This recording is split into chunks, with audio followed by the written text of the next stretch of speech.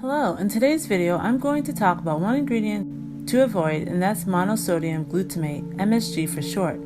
MSG is a flavor enhancer and used to lower the sodium content of food. It heightens the flavor of food by stimulating the taste buds, bringing out salty and sour taste, while mellowing the bitterness of some vegetables. On its own, MSG is described as having a umami taste, which is savory and meaty, adding flavorfulness and depth to the products it's in. MSG has existed for centuries, but was first developed as a food additive in 1908 by Japanese chemist Kikune Akita. A synthetic glutamate, MSG is produced through fermentation and results in a white crystal-like powder. It's sourced from natural glutamic acid that comes from seaweed, tomatoes, mushrooms, meat, milk, and other natural foods. An amino acid, glutamic acid, is essential for protein development. Traditionally added to many Asian dishes, MSG is now used in a lot of processed and fast foods. Some cultures, such as Latin America and the Caribbean, include MSG in some of their cuisines. Generally, you'll find MSG in a lot of foods that have little to no nutrients. They likely will also have other questionable ingredients to avoid, such as partially hydrogenated vegetable oils and artificial flavors. Specifically, foods that can contain MSG are soups, processed meats like deli meat and hot dogs, chips, seasonings, frozen meals, including frozen pizza, broth, and bouillon cubes, salad dressings, crackers, and more. Other names for MSG that you should look out for on the ingredient list are hydrolyzed protein, autolyzed yeast, sodium caseinate, glutamate, and glutamic acid, and yeast extract. MSG is a concentrated form of glutamate, the sodium salt of glutamic acid. It contains about a third of sodium compared to conventional salt, which is why many manufacturers use it in low-sodium products or to reduce the sodium of their products and dishes. But since MSG is an isolated concentrated glutamate, the body processes it differently than natural glutamate. Being an isolated concentrated glutamate, the body breaks it down fast, raising the glutamate levels in the bloodstream quickly. This leads to many of the problems some people experience with MSG. With natural glutamate, it's a chain amino acid, so the body is able to break it down slowly and excrete excess amounts. So natural glutamate is not a health concern as MSG is.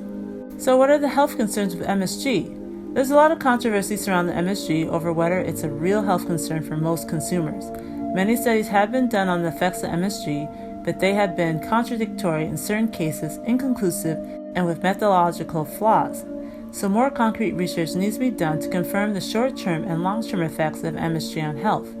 But even with this controversy, these studies, including consumer reports, do shed light on the effects MSG can have on health with overconsumption. The major side effects linked to MSG are headaches, flushing, muscle and facial tightness, numbness, tingling, heart palpitations, chest pain, nausea, weakness, sweating, weight gain, increased appetite, though there have been studies that have shown the opposite: unstable blood sugars, metabolic syndrome, asthma attacks, free radical formation, which is linked to heart disease, cancer, and diabetes, and high blood pressure.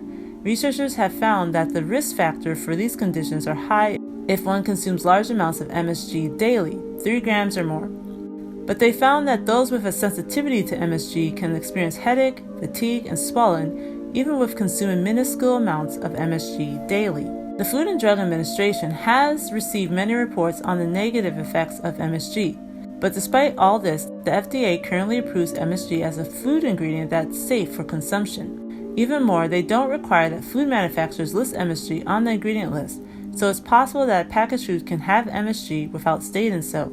So, should you consume monosodium glutamate? I say no, because even though there's not conclusive evidence confirming MSG's short-term and long-term effects on health, there's enough studies and reports that shed light on its potential effects with long-term and excessive consumption, and there's enough consumers who have reported what they've experienced after consuming MSG. Also, even though researchers are not on the same page with the symptoms and conditions associated with MSG, they agree that some people have experienced a reaction to the additive and are sensitive to it. They suggest for those people that they should avoid foods that contain MSG.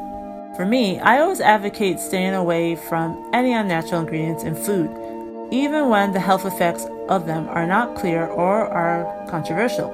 Whenever something natural is altered, it will always lack in nutrients and have the potential to disrupt the body's natural functions and overall health.